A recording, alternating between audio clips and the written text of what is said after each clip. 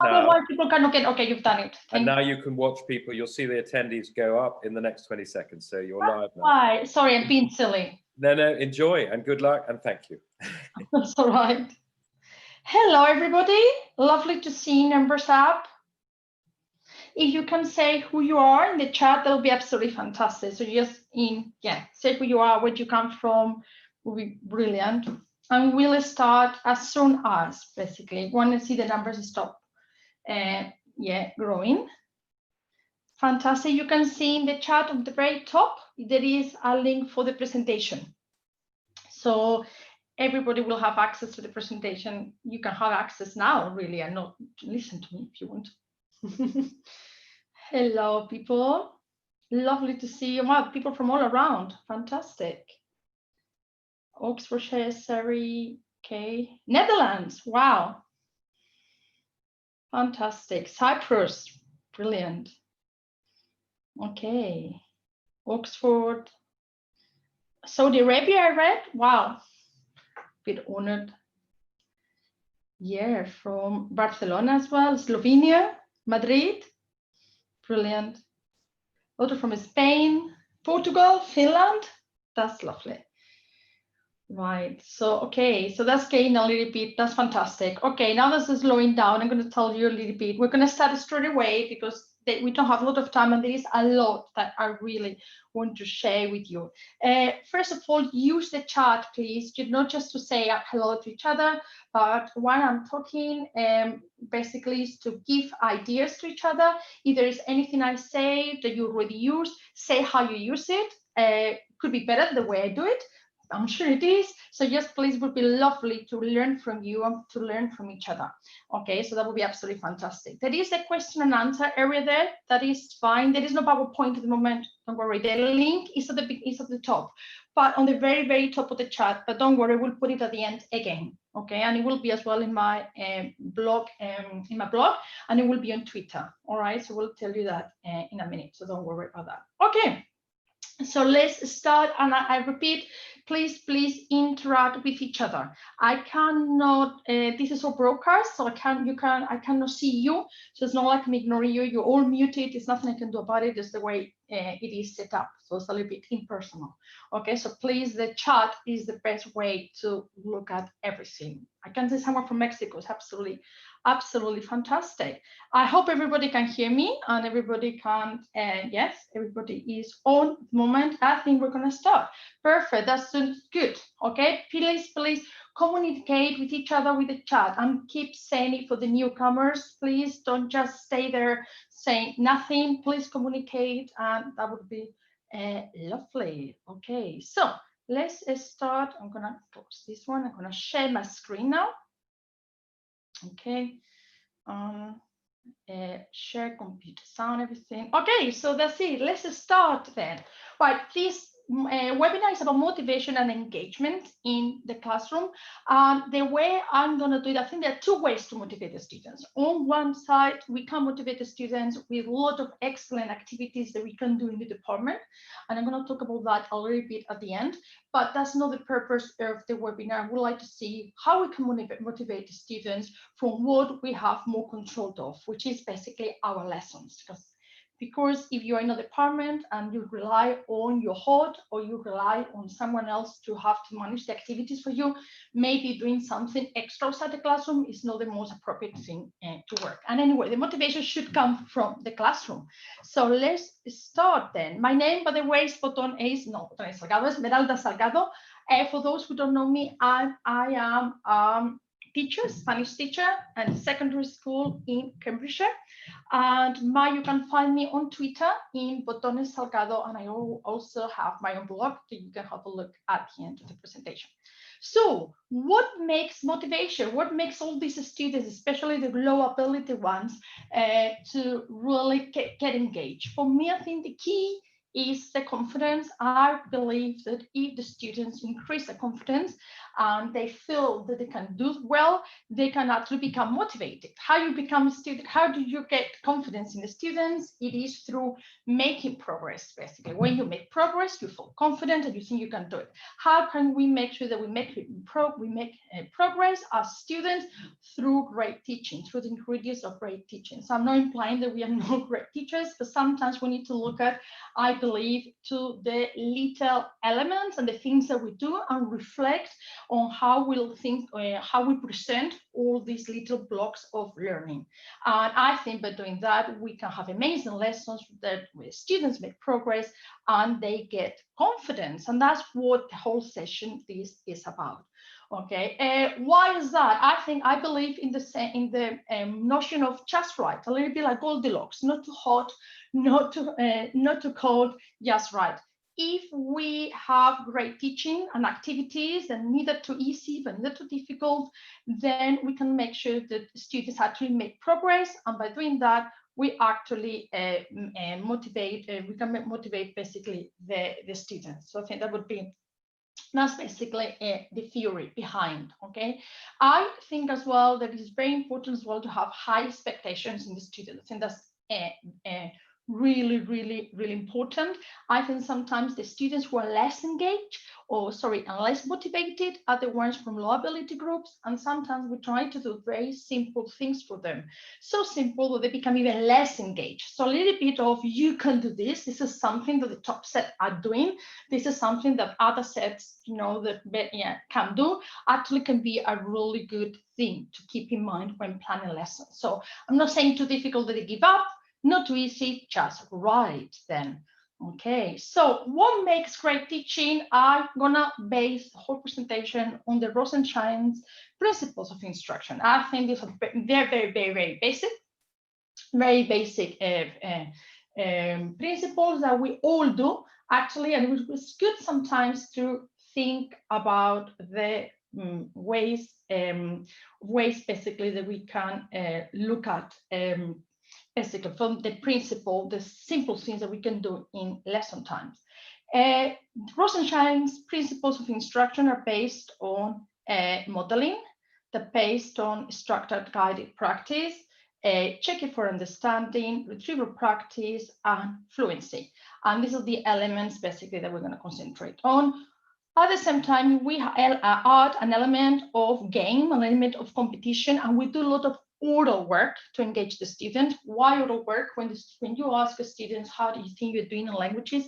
Normally, they tend to say they are not doing really well. And when you ask them why, it's because they normally say sometimes it's because I cannot speak. So for students, speaking and being able to communicate is a synonym of doing well, therefore be motivated. They see they cannot speak, they think basically what is the point, and they start losing motivation. So most of the activities they're going to look at now is not just all of them, but there's a lot of based on using lesson times for a lot of oral interaction among the students, so they become very good at basically with confidence, and they think that they're actually doing well. So let's start with the first one, modeling. How can we make sure that through modeling we can basically accelerate progress and get increased confidence, therefore motivation? First of all, I'm going to talk a little bit about sentence builders. I'm not saying everybody needs to teach through sentence builders at all. By the way, my presentation, you'll be able to download this from Google Drive. But I think sentence builders can really help, especially with low ability students, can really help increasing their confidence, and it's fantastic for modeling. Why? Because they basically give them, if you practice this over and over again, they can create very good sentences. I mean, you can see this one, you can start from day one, start using the perfect tense. They can use he, she likes, they can use we like, they can use reflexive verbs, and giving reasons from day one, and that gives them the idea, actually, I'm actually doing really well. For me, sentence builders, I started doing last year with my low ability groups. It's a little bit of an experiment. and with my year 10 GCC group, and I noticed that most of the kids actually were responding really well, and actually they could say, even using a little bit of an imperfect subjunctive sentence, just by learning the sentence builder. Just to be clear, sentence builders doesn't mean we don't do grammar. We do grammar, a lot of grammar, but we do it afterwards, once the sentence builders have been assimilated by the students. So that's basically modeling with a lot of activities with sentence builders. The way the activities that I tend to do myself is read through this, a lot of oral repetition and choral, wherever choral repetition we can do in the current situation that we are in. And then we'll do translation. I do a lot of whiteboards, even in the current situation. I basically sanitize the boards at the end. And then the idea is basically I do translation. I do dictation based on sentence builders. We repeat. I dictate. They write it down. I do the delayed dictation, where the kids basically I dictate a sentence using the sentence builder, but the kids, they're not allowed to write it straight away. They need to think. They need to stop for 10 seconds, and then after 10 seconds, then they're allowed to write it down. That helps them memorize the sentence builder. And just then we do translation from Spanish into English, then from English into Spanish, which is a little bit harder. So that's a little bit of the sequence that we'd use with modeling. I don't go through the whole sentence builder in one lesson, okay? Normally we do that divided in chunks, and I concentrate on a few of these words. Otherwise, you may have a little bit of connective overload, which is not very good either. So other activities you could do in the modeling that actually work very well to get the confidence in the kids and actually make the kids start using the language straight away. Another one that I use a lot is basically put the sentence in order. These are sentences based entirely on the sentence builder I just showed you. So very simple activity that I do. I can have 9, I can have 10 sentences in English, sometimes in Spanish if the kids are really, really low ability. And I just say the sentences in different order. The only thing they need to do in their box is to write the order in which I say the sentences. Why does this work? Because they're doing listening, they're recognizing the vocabulary. The sentences are very similar, so they need to be listening for the little detail, and they can have the sentence builders in front of them. So from day one, they have been successful in listening, which I think is very important to be able to speak at the same time. When you get something that is in yellow, it could be because there are 2 or 3 words in there that actually they were not in the sentence builder, and I will tell them what that means. Basically, so that's one of the activities there. The other one I do a lot is read, stop, and finish. And this is our activity as well that Jane Barsnett uses. She was talking about a few weeks ago. And this basically I do the reading sentences through the sentence builder. Some point I stop, and the kids need to finish with something that makes sense. And again, based on the sentence builder at this stage. So nothing, they don't need to think of something out of their head straight away. I tend to do that as well in pairs or as a whole class. So someone starts reading, then at some point I say stop, and someone has to finish the sentence. That seems to work really well as well. Another one is what I call bad listening. So for that one, this is what I do. I write a paragraph in English based entirely again on the famous sentence builders, and I read this in Spanish to the kids, but there will be differences from what I say and what the kids basically can read in English. I do this in 2 steps. Step 1, they just need to highlight differences. Step 2, they just need to write down what the actual difference was, either in Spanish or in English. I don't care this stage, because the only thing I want them is to be able to recognize the vocabulary. And I've done this with a button set, a paragraph as big as this, because by this stage we would have done a couple of lessons on interactive. With Wordboards, we would have been doing some modeling, some reading. So the kids, when they come here, actually they feel quite confident. And for those kids actually struggling a little bit, being able to do this is a massive step. If I've got a very, very, very low ability group, what I would do is maybe to have this in I think that's a smaller paragraph or in sentences, but that's the same thing, the same principle. Then we've got another really good one, where fill in the gaps without gaps. Another really good activity that keeps the kids basically on the go. I do this in the language lab. I record myself, but it could be done live. Basically, I read a paragraph and then got the paragraph in Spanish. But if you notice, there are bits like con me, bits that got missing things. Basically, they need to fill in the gaps, but they don't know where the gaps are. So this is again, they need to listen for detail, and all the vocabulary is based on the vocabulary that we've been practicing the sentence builder. So they are modeling all the time, listening to it in all different aspects from all angles.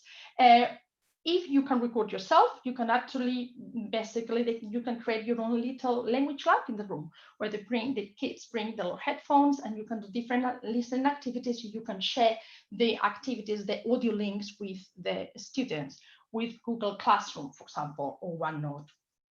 And the other one is still in sentences. This is an activity from Gianfranco Conti, but I've done a little bit of a tweak. Basically, I've done a little bit of tweak on it. Basically, still in sentences means that you get a piece of basically some sentences, like the ones you can see on the board, 7 of them. And you give the kids some pieces of paper at the moment, because we are not allowed to do that. They're writing the sentences at the back of the book. And the numbers, sorry, if you don't write the sentence, the number. So in the pieces of paper, you give them 5. They need to write a number on each little piece of paper, and they go around the room. And the only thing they need to do is just read the sentences. So again, modeling and modeling and modeling. And once they read the sentence, if their partner has got the number of the sentence that they are reading, what they do is they're allowed to steal the sentence. So at the end, the winner is the person who has the most pieces of paper. At the moment, what we're doing is that they write the numbers at the back, and if the number is stolen, they just cross it, and the other person gets the number and writes down an extra 3 or an extra 4. That works really well. That's the original game. The way I do it as well, which is maybe not so good for modeling for the next stage, is for level 2, I do exactly the same activity, but now I take words. So the kids now, if you've been doing this for about, say, 20 minutes, they start remembering the bits. This is not a very good example because I'm using this from one topic and this is from another. Sorry about that. I just noticed that basically now. The idea is now this is the same sentences. They're supposed to be the same ones as before. This is based on 5 of them, but now there are gaps. So because they've been reading them, and again, based on the sentence builders, that basically promotes their memory and their confidence. And actually, they can say a quite difficult sentence quite well by the end. And then we go to level 3. Level 3 is the same sentences, but now they're in English. So they need to translate it. And they got in orange the initials in Spanish to help them. Some kids don't like the initials, they ignore them. Some kids, special ability kids, my students, they love having the initials there. So that's one of the things basically that I'm using. So that's basically still in sentences. And then the last activity they use for modeling is listening battleships. Basically, I write a lot of sentences in English based on the sentence builder on the topic that we're covering. And I just read the sentence in Spanish. And the only thing the students need to do is to write the coordinates. If I read the sentence, I tend to go to France. They need to write C2, 3D. I love this activity because later on I can use it in another stage. For the kids to do this orally. I'm playing battleships. Then they can do in writing, because I may say, translate D2, B4, B5, reinforcing again the vocabulary, especially in Spanish, that is a phonetic language. So this is another one of my really good repertoire. Hopefully everybody got the idea. You just read sentences in Spanish and the kids write the coordinates. If you got very weak kids with dyslexia, what I tend to then, they find it extremely difficult to read this, although I gave it in big. So I just tell the kids, don't worry, don't write the coordinates, just try to write 2 or 3 key elements that you understood from the sentences I'm reading. And that seems to work quite well as well for low ability kids. So that was all modeling for you. Next thing is structured and guided practice. After doing a lot of modeling, it's the time now for the students to start speaking. And this is why, I start writing, especially speaking. At this stage, I tend to use to practice this task magic. Task magic is, I'm even embarrassed to talk about task magic a little bit, but actually it's a very, very old-fashioned, very old-fashioned program that I used to use like 20 years ago, but I still use it because I think it's fantastic, and I don't like just moving and getting away from things just because basically they are old. You can get it from here, from mdlsoft.co.uk. You need to pay for it, yes, because it's installed in all the computers in your school. And at the same time, you could now Textivate, which is basically the same as Task Magic, but an online version if you want to have a look at that. What do I look about this? You've got several games, blah, blah. To be honest, I know most of the games because there are other apps that can do this better, but I love it because I love doing the flashcards. So what do we do in the flashcards now? I like this, is jumble the center. This is very important. And then we got the same sentences that we've been doing in listening, that we've been doing all that in the modeling process and the modeling stage. Now we're going to practice them. So to start with, because Spanish is a phonetic language, French probably wouldn't do like that. I would do it orally from stage one. First, we do it in writing, and then they need to translate this with Wordboards. I get immediate feedback. Everybody raises a whiteboard, and they show me the translation. I can give them then at the same time the initial. So I go to the next one. I wait first with our initials, and then I got a mixability class. Okay, for anyone who needs help, there you are. Will I? Okay, and while they're doing this, I'm giving them a little feedback. Come on, remember, will I is followed by infinitive. To go. How do you say to go? And I keep calling the kids, so they are all actively. So I don't let anybody, if anyone typical child who is disengaged, I don't let them the opportunity to basically to be off task. So basically that is the idea with Task Magic. Next one that we use for guided practice or structured practice is Wheel of Names. I love Wheel of Names, very simple. There are other apps now like Flippity that does this, but I still like how slick Wheel of Names is. If you just go to wheelofnames.org, it will show you. Don't have time now to show you how you actually create this, but it's very simple. And this is how it works. You just basically, it's a whole class activity as everybody's looking at the board. And what we do is you get a sentence, and the kids need to translate it. And then basically either I do this first with keep saying interactive whiteboards with normal whiteboards. So they write it down, they show it. And then what we do is at the end is then I say basically when it's done, remove. Then we do it orderly. When the kids are really good at it, after one round, we do it orderly. And as a third round, what I do is that I share, can you see this? This is a shared basically link to that activity. I share that with the students. We're using OneNote, so I put that into the children's OneNote, but that could be Google Classrooms. You can put that basically link to wherever platform you use to share information with your students, and then the students do this in pairs. So basically they open their computer or their phone, and then basically they play and they do it orderly. And because we've been modeling it first all together as a class, that tends to work really well. My next thing must be Flippity. Flippity is absolutely great. You can do a lot of things in Flippity. I've got another session later on where actually I talk a lot about these ITs. I'm not going to show you how to do basically the Flippity now. One of my favorite ones is in the tools that you can use in Flippity is Randomizer.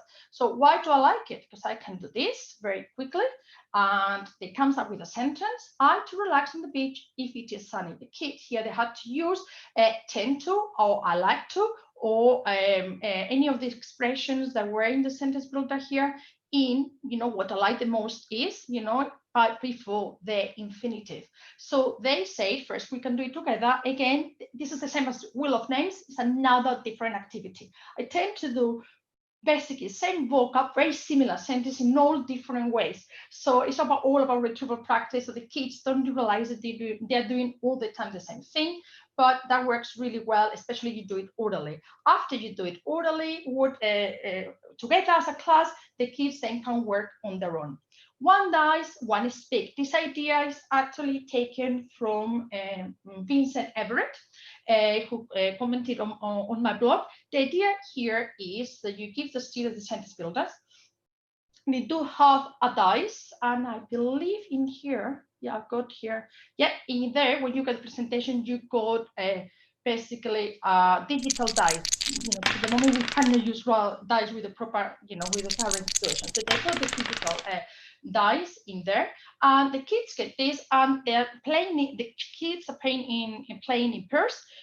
Student 1, student B, student I needs to say as many sentences as they can using the sentence builder. When a student B, who is basically rolling the dice, gets a 6, student A needs to stop talking, and then it's the turn of student B. Student B then starts saying as many sentences as they can, and then student A is rolling the dice, and when they get a 6, they stop talking, and then they swap. Basically, they roll the dice until they get a 6, and they take turns. The other person is to stop talking.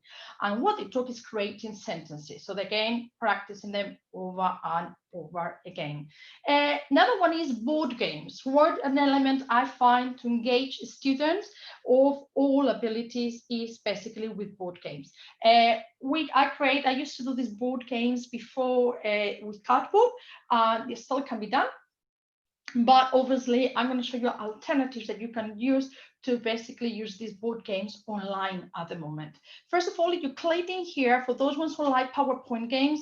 You got in the presentation a link to 10, well, altogether they're going to be 20 games using PowerPoint.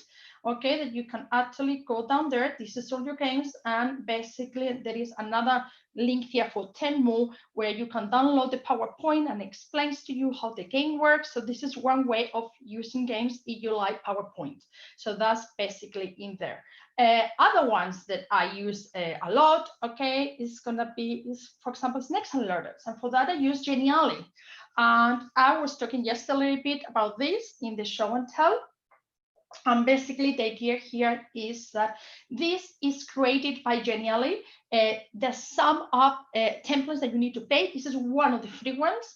And the idea is this is all done for you. So the only thing you need to do is to change the bits that are in the wrong things, okay? And you can see how that would be really good again for the practice. You got the same sentences that you've been doing in listening, that we've been doing with sentence builders, now in a different format as a game.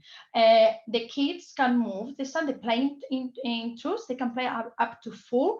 I share the link to them. Once I create the activity, they get this, as you are seeing. They open their computer and they start playing. And they got an interactive dice, so that tells them where they need to move. When they get into a particular space, they open it. Sometimes it's a question, like here, and I wanted them to answer, you know, with la gente me molesta. Sometimes it's this.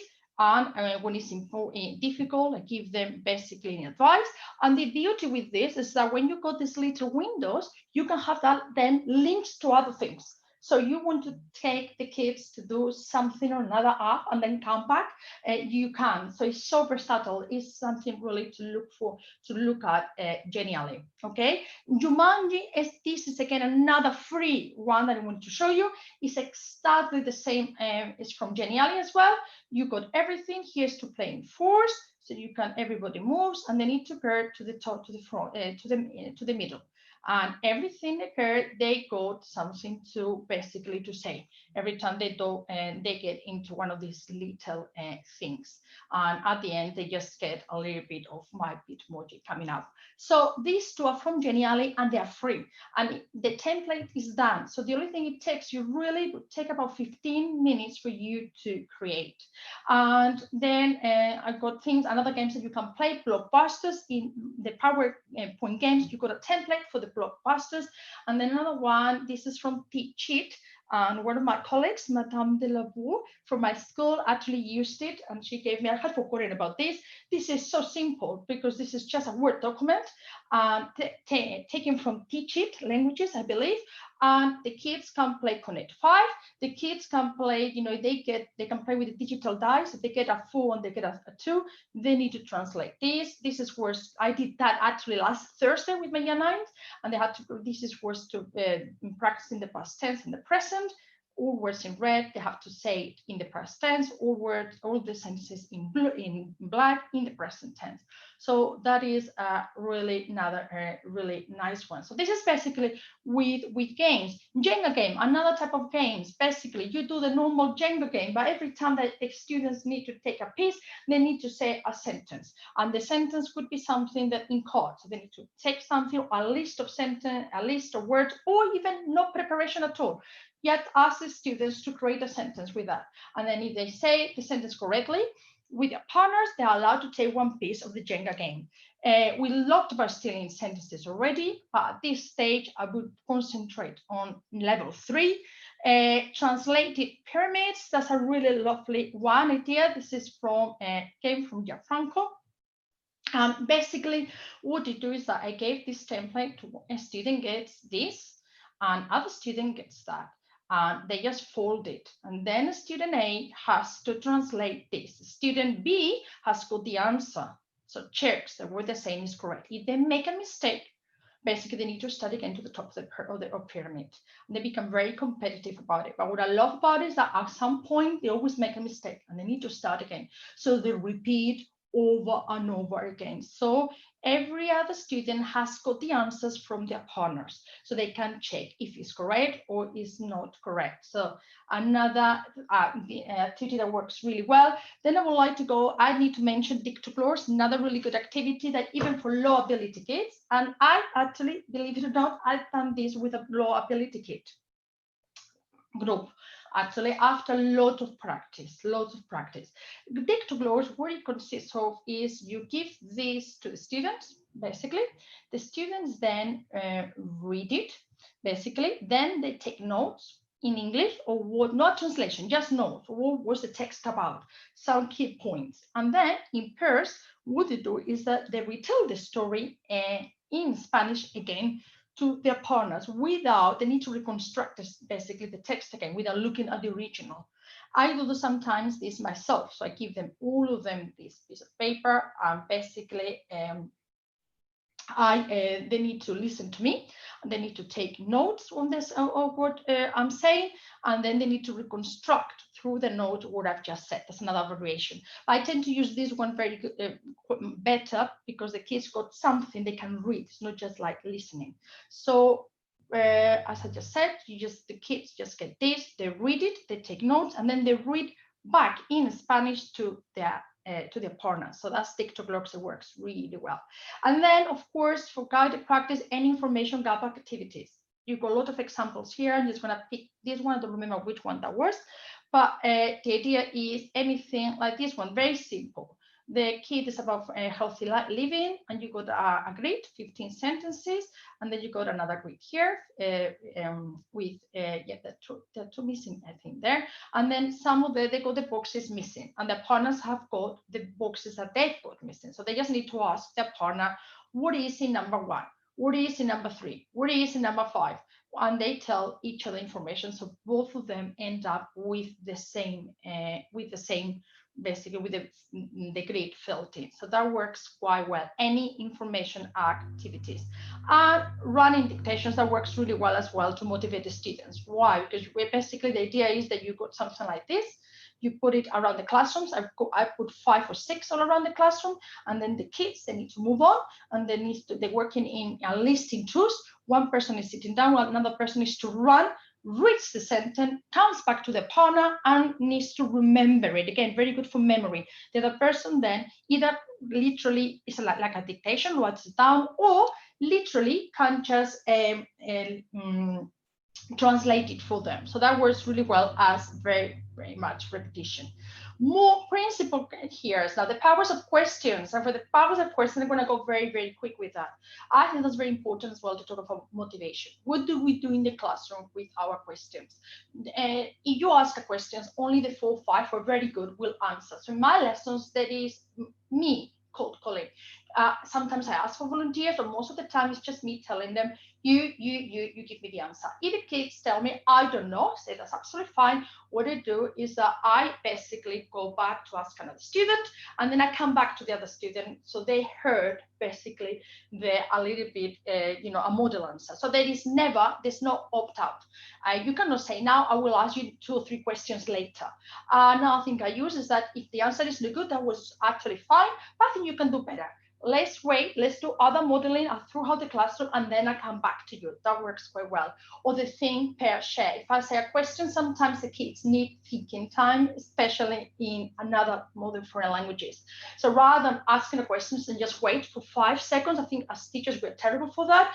You go 30 seconds to think about an answer, share it with your partner, and then we're going to share it as a whole class.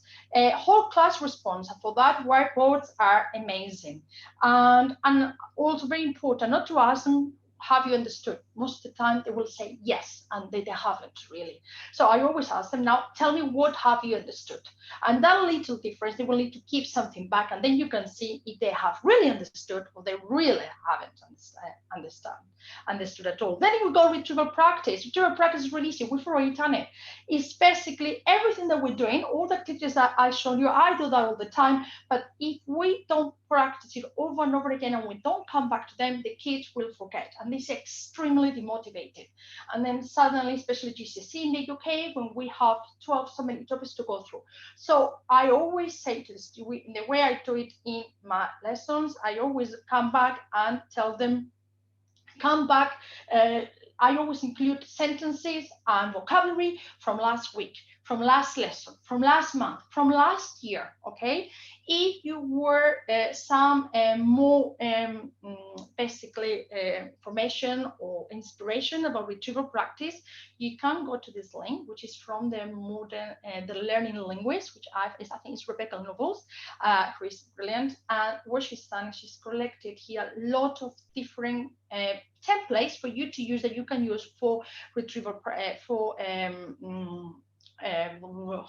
retrieval practice at the beginning of the lesson. But what I do, I make my life so much easier. I don't use any special template. I just use the same activities I showed you before, like wheel of names, like Flippity. I just use a little bit at the beginning of the lesson, or every so often I just reuse them as 5 minutes in my lesson.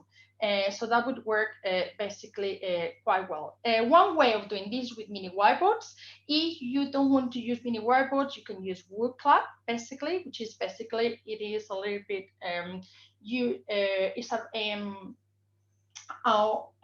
presentation where the kids, basically, you get my God, how can I explain Book Club? It's basically a presentation. You ask questions. The kids join your presentation with a special code, a little bit like a hood, but they can answer basically questions that you give them. And then yesterday we learned about Spiral.uk, and Spiral.uk does the same thing. So you create your own a presentation with a lot of different questions. The kids join you online, and then what you do is that you can see start coming on the board the different answers for everybody from your audience, which is your classroom. Okay, it's an interaction audience basically tool. Then you go for retrieval practice. They're wonderful quizzes, Quizlet, quizzes, carousel, all these elements. They are amazing to make sure that students keep on top of everything. The way I use Quizlet is I create, basically, this is my account, and if you look at all my folders, I create for every sentence builder that I have for the GCSE, I create basically Quizlet courses. So for the region, this is the one we do at the moment. So there's only 2. So if they go to, for example, to holidays hire, all the vocabulary we've done is here in little courses.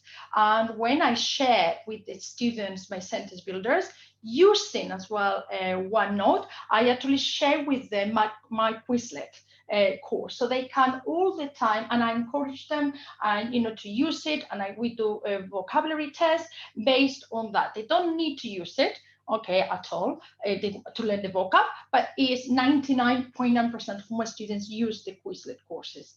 So that's actually really good for retrieval practice. Quizzes, again, every so often in your lesson, rather than doing anything, you like a bit more of technology, rather than just the wheel of names or something like that. You can do something like that.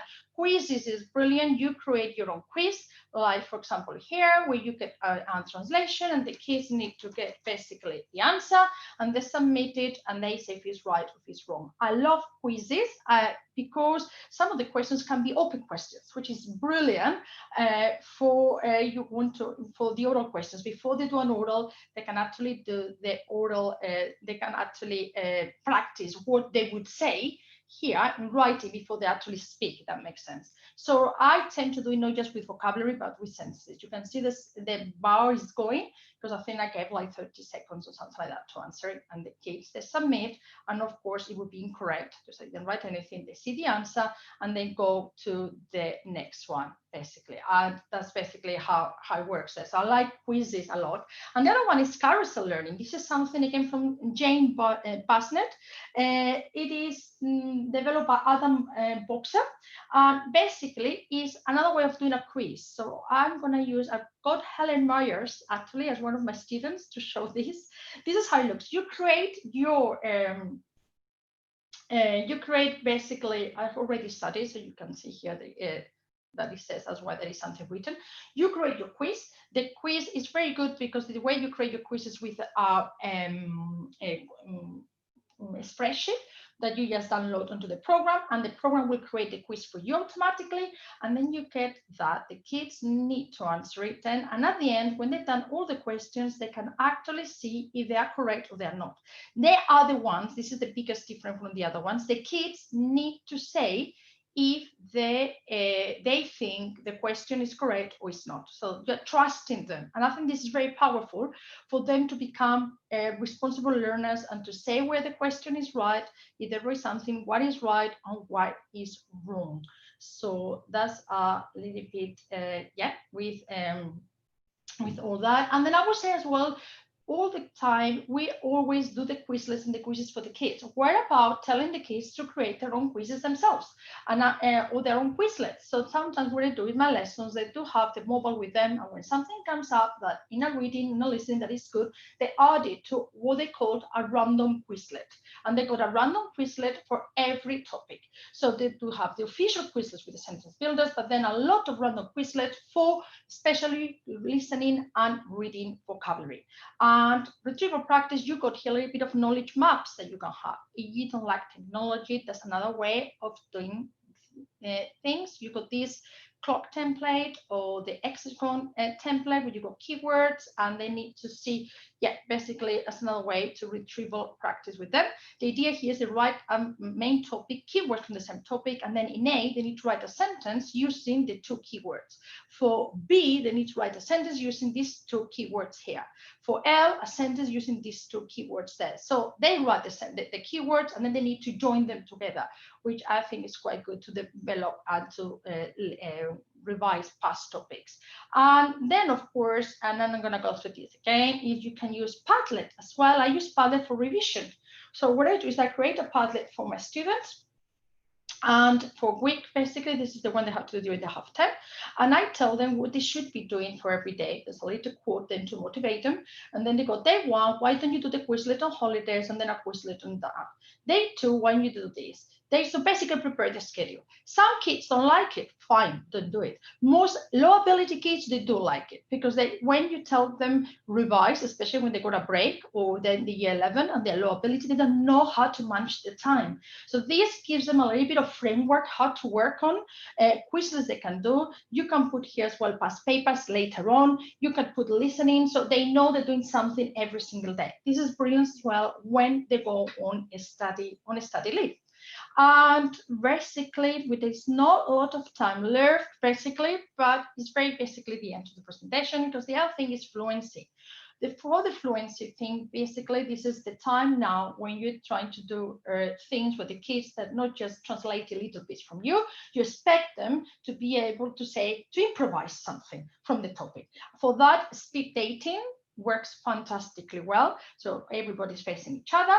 I clap, and when I clap, they need to move one of the rows moves to the right, and they face someone different. I clap, and they need to find another partner. And then basically, I put them in rows, but they can be all around the classroom. And every 5 minutes, they need to change partners, and they need to practice several questions. Another one I like at this point is Piedra Papel Tijera, stone, paper, and scissors. And basically, they need to talk for 2-3 minutes about a topic. If they can manage for 30 seconds, they are neck. But if they manage after they talk for 30 seconds quite well, without a lot of hesitation, they're doing this in pairs, by the way, they become a chick, then a bird, then an elephant, and then Superman. The person who becomes a Superman, basically who's already managed to speak for 4, 5, consecutive times, basically without much hesitation, they basically is a winner. They take turns to do this, basically. So that works quite well as well. Then all the board games that we did before, they work now for fluency, but instead of translating, open questions. They work fantastically well. And I would say as well, drama oral activities. I use the drama in lessons. If you go to this creative ML, you got the link into the presentation, you got here a lot of demonstrations of drama activities that can be used with unmodified for languages, and that would be for the fluency stage. Obviously, this is again quite motivating. It's something different. Some kids like moving, so a little bit of drama, and actually they can be changed to very simple games, can really do wonders for you, basically. And then at the end, what we have, this is things that I do in the lesson. Then you got the whole departmental approach. What can you do at this time, the international project-based learning? And at this stage, basically, what can you do as a department? This is what you do in the lessons. You motivate the kids get confidence. What can you do as a whole department to raise the profile of languages? And here I'm talking about e-twinning projects. And if you got here, you got a link to a lovely e-twinning project, basically, that we did. It is, yes, actually, this is from an Erasmus e-twinning project. E-twinning projects don't take long to set up. They can be very, very simple, and that is a great motivating factor because it allows you to work with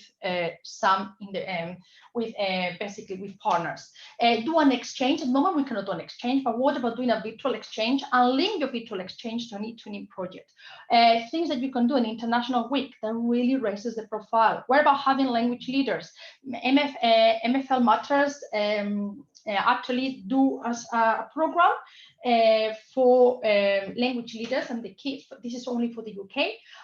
They get basically an award at the end of the year. And basically is some of the kids, we do it in year 10, they need to apply to be language leaders, and they help us. What they do is that they help us in the department to promote the language. They can be mentors to weaker students, or they can, as part of the award, they need to teach a lesson in MFL, well, 2 lessons in MFL to other younger year group. So that's something very good. And of course, this is going big. Why not doing an Erasmus project, which is another thing for motivation, but this is much bigger.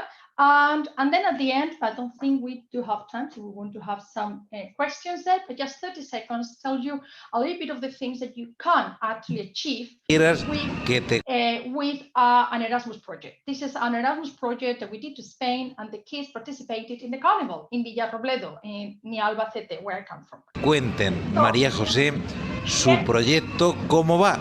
I'm going to take people with the volume, but basically this is our kids, with the Spanish kids. No sé si el proyecto me lo contarán, pero fiesta traen una poquita desde Albacete hasta Villarrobledo. A ver si me explican por aquí. Hola, buenas. Buenas tardes. Hola, dígame, ¿qué me cuentas?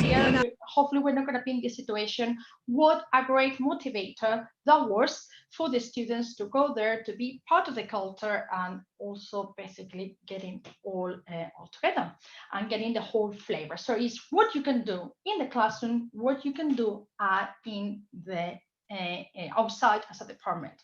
And I think that's it. I am so sorry that some people had their hands raised, but I'm not allowed where I am when I am basically in the mode of the teacher here, I'm not allowed to answer any questions, and you're muted. So I am so sorry, people who had their hands up.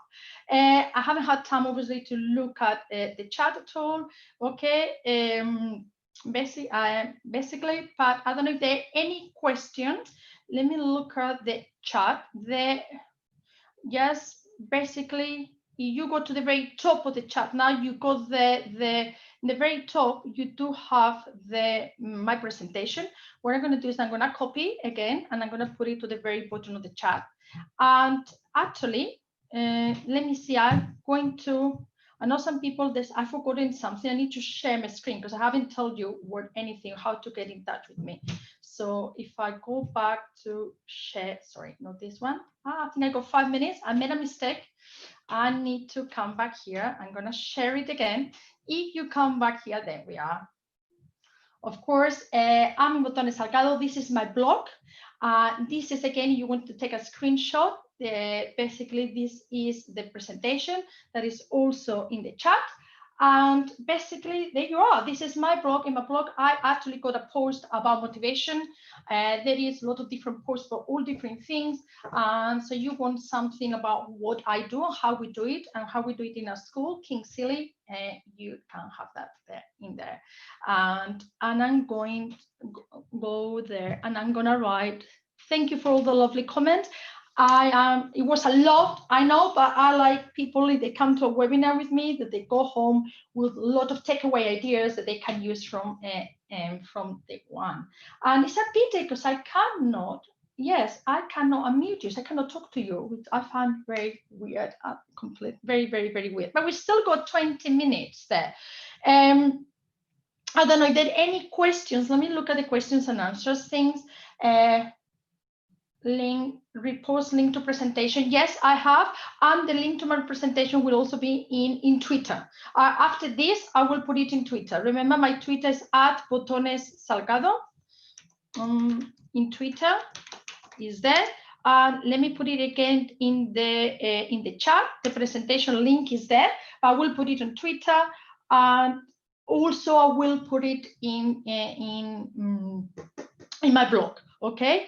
Yes, let me see other questions and answers. Unless I don't know where to find it. Can see the slides. Yes. I don't know. I was sharing my slides basically. I'm reading here. Ola can't see the slides yet, unless I don't know where to find it. I was sharing, so hopefully people found them. Could follow yeah, basically can find the presentation. Can you post the link to the presentation? Yes, it's already there. Sorry, where is the link? Yes, sorry, quizzes, do you need to create a group, or is it enough to just give them the link? No, you don't need to create a group. For quizzes, yes, you create your activities, you just give them the link. This is the beauty of it. You can create a group if you want it, but you don't need to. Learning language, Carousel, yes, all the links are in my presentation. You please send us a link for the PowerPoint presentations. Yes, they are. It is in here. So all the questions seem to be about the link. The link is there. Okay, let me see. I'm going to put it there. This is the third time I'm putting here. So everybody can see the link, but it's going to be in literally, I'm going to put them in 5, not appearing. Put it again. The recordings will be there anyway, and I'm putting them there again, and it will be on Twitter in @Botones Salgado, which is my Twitter name. And it's been lovely to have you all. I wasn't expecting like it was like nearly about 400 people, which is amazing on a Sunday afternoon. But the idea, hopefully, is that what can we do in the classroom? We don't need any magic. It's all the things we do. They are all amazing. How can we maximize the little things that we do? And with a bit of technology and repeat it in all different ways so the kids feel really, really secure. That's basically the idea. The link, sorry, panelists, right? Panelists. Okay. I'm going to put it down there. I think, thank you very much. I apologize. I think I was doing it to only the panelists and attendees. Okay, this is the link again. I put it out twice, and it should be to the attendees. Sorry about that. I thought normally there was just all panelists and instead of attendees, it's just like a little hour here and I hadn't seen it. Apologies, okay? So very much. And I think I managed, to say very quickly, but I managed to say everything in about 45 minutes. I'm exhausted. I think I need a beer or maybe some wine. There was a lot of information. I know. I just want you to end up with a lot of really good things. It is basically the webinar is finished. There's another one starting. It should have finished by now anyway. I think I'm going to need to finish now because otherwise the next person cannot start in the room, So it's been lovely to see you all, and thank you, and see you another time. I'm talking again at 3 o'clock about IT tools. Bye now.